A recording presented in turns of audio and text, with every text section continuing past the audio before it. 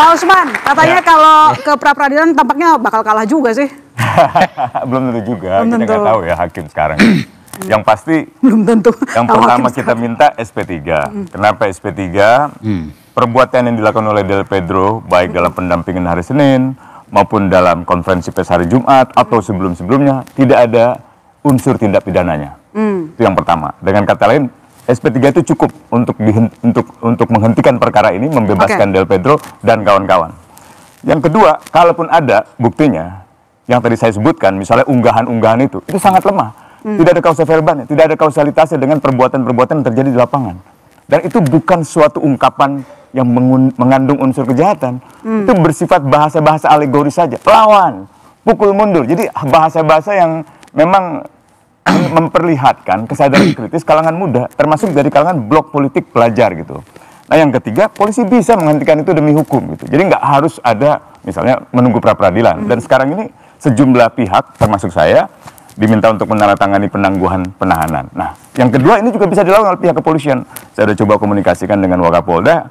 Wakapolda mengatakan akan ditimbang gitu ya.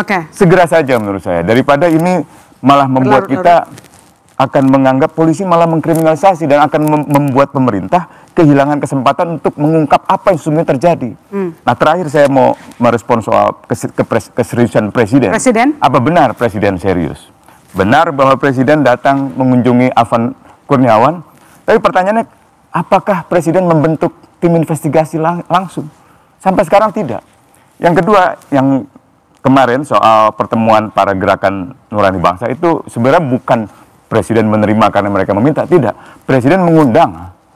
Mereka lah yang kemudian menjelaskan, meminta agar Presiden membentuk tim pencari fakta. Katanya setuju. Tapi kan kita butuh tindakan.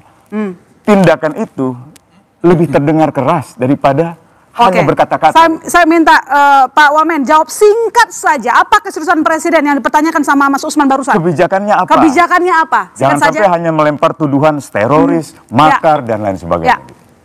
Silakan, Pak Wamen. Suaranya belum keluar, Pak Wamen. Maaf. Audionya masih di mute, Pak. Belum kedengaran. Baik.